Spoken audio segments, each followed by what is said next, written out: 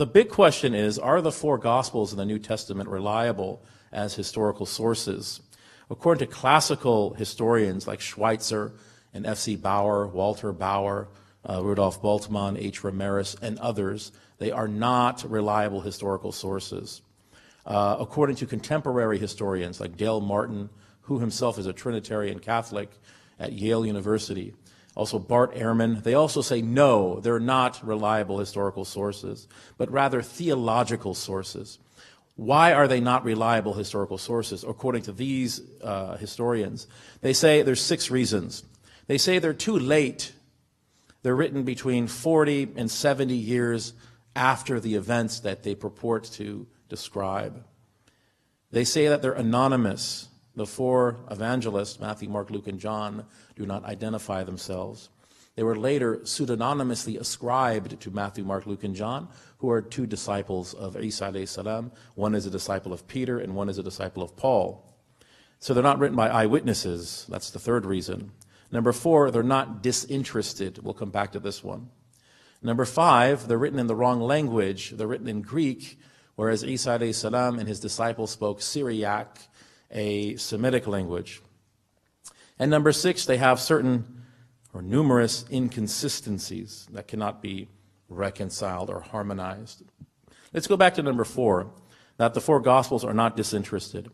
So this is to say that the 4 Gospels, Matthew, Mark, Luke, and John, reflect what's known as Pauline Christology, Paul's Christology, who many would argue is the actual founder of Christianity.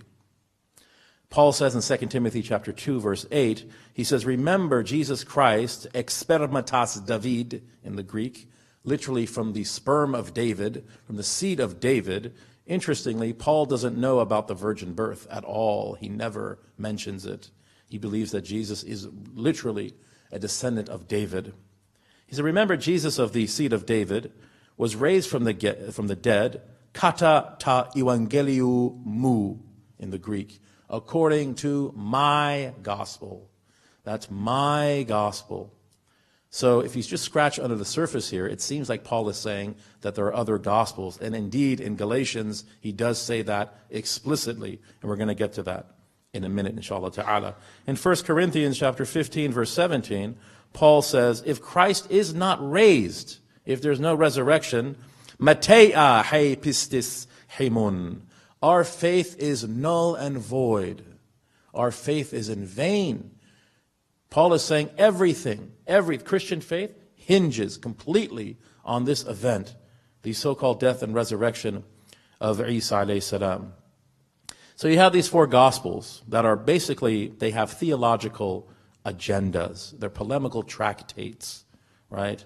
The primary goal of the evangelists, the authors of these books, is to convince you with respect to a theological position, not to describe accurate history.